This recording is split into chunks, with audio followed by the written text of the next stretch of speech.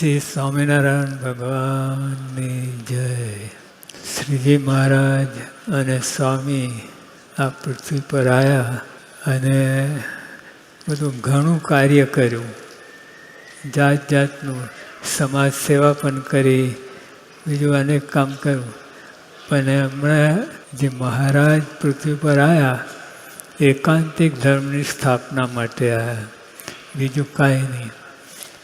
મહારાજે પોતે જ લખ્યું છે કે અમે જે ગામ ફરીએ, જ્યાં વિચરણ કરીએ, કોઈનું લઈએ, કોઈને દઈએ, અને બધામાં એક જ વાત આવે છે કે એ વ્યક્તિને એકાંતિક કરવા છે, બીજું કાંઈ નહીં. એટલે મહારાજ હજારો હરિભક્તો એકાંતિક થયા. પછી ગુણાતીતાન સ્વામી આવ્યા. ગુણાતીતાન સ્વામી પોતે વાત કરી, મેં 40 એકાંતિક પકવ્યા છે. પછી ભગતજી મહારાજ આવ્યા. ભગતજી મહારાજના સંઘમાં જે બધા આવ્યા એકાંતિક ભક્તો થયા. શાસ્ત્રી મહારાજ આવ્યા, યોગી આપા આવ્યા. યોગી આપા પુસ્તક વાંચીએ છીએ, યોગી વાણી. એમાં ભરપૂર આજે નિષ્ઠાની જ વાત છે, સર્વોપરી નિષ્ઠા, બીજું કાંઈ નહીં. એટલે આપણે અને પ્રમુખ સ્વામી મહારાજ આપણા બધા બેઠા છીએ, કેટલા બધા સાક્ષીઓ છીએ.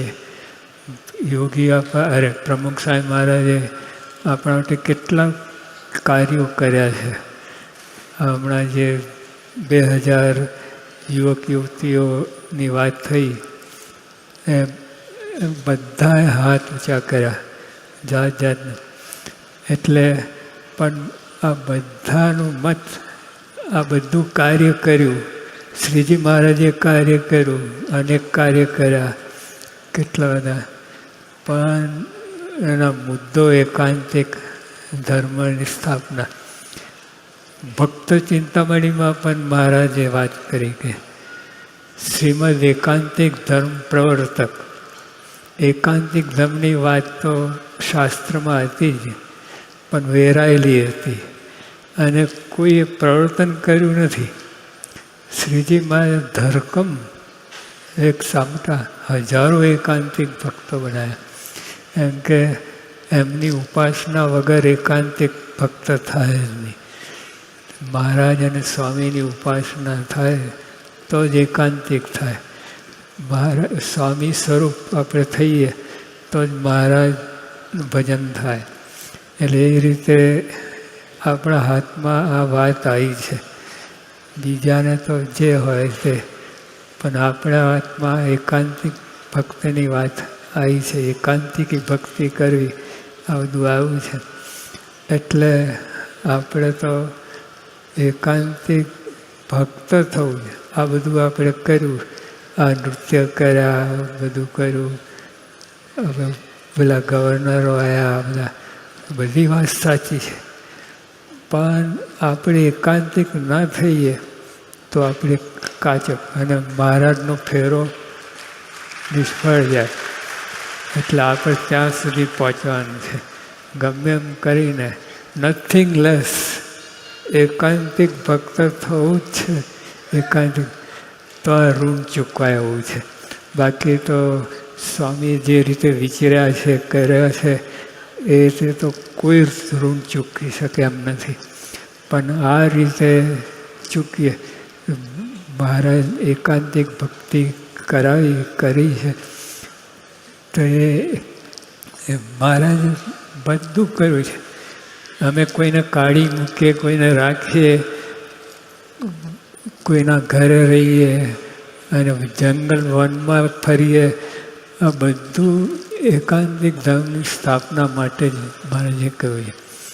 એટલે આપણે અહીં સુધી પહોંચવાનું છે. અને એટલે નથિંગ લેસની વાત આપણે એ બાજુ ધસવાનું છે. એકાંતિક ભક્તિ માટે આપણે કરવા. આ તમારે આ સુવર્ણ દાન કર્યું હતું, એકાંતિક ભક્તિ છે. એટલે એ રીતે આપણે બધું કરીએ. ભગવાન સંતને રસે જે કંઈ કરીએ, આપણે સવારે વાત કરી હતી કે ચિંતામણીને કલ્પવૃક્ષ હોય એના કરતાં પણ આ ભગવાનને સંતની સેવામાં જે પદાર્થ આવે, એક વાલનો દાણો આવે, આવણું આવે, તો ભગવાન સંબંધી આ કરીએ એ જ ખરું છે. બીજું બધું જ અનંતકોટી બ્રહ્માંડનો વ્યવહાર હોય, મારા જે તુચ્છ ગણ્યા છે, નાશન ગણ્યા છે, વિષ્ટાની તેની વિષ્ટા ગણે છે એકાંતિગ્રામ. એટલે આપણા મહારાજ સ્વામી સત્પુરુષ અત્યારે નજરમાં રાખીને એમની જ નિષ્ઠા, એમની જ વાતો મનમાં, અંતરમાં, રગે રગમાં એમને ચિંતન થાય. મારા એ બીજા કોઈની દિવેટ પલરે નહીં, કાંઈ આપણે કોઈનો ભાર ના પડે આપણે. અને આ રીતે કરીએ તે રોજ જયંતી છે. પ્રમુખ સ્વામી મહારાજની રોજ જયંતી આવી ભાવના હોય. અને આપણે આ તિથિ પ્રમાણે કરવાનું છે એ વાત સાચી, પણ એમાં આ ભાવ આવવો જોઈએ. એમાં આજે સ્વામીએ કહ્યું છે દાસ ભાવ. જો આપણા ગવર્નર સાહેબ બોલ્યા દાસનો દાસ, એટલે એ મૂલ્ય છે, અંતિમ અને સાચું મૂલ્ય છે. દાસ ભાવ, મહિમા સમજવો, ગુણગ્રહણ કરવો, અભાવ ગુણ તો ન જ લેવો, અને આ બધી વાત મહારાજે કરી છે એ પ્રમાણે આપણે રોજ કરીએ છીએ, કરવાનું છે. અને આ જયંતી એટલે આપણે પ્રમુખ સ્વામી મહારાજની જયંતી તો ઉજવવાના છીએ ધામધૂમથી. ઈશ્વરચંદ સ્વામીએ વાત કરી કે ના ભૂતો ન ભવિષ્યથી એવી જયંતી એ તો છે જ, પણ એમાં આ ભાવ લાવવાનો છે, એકાંતિક ભક્તિનો ભાવ લાવીને અને આપણે જે કરીએ એ બધું માન્ય થશે. સદાનંદ સ્વામી મહારાજ.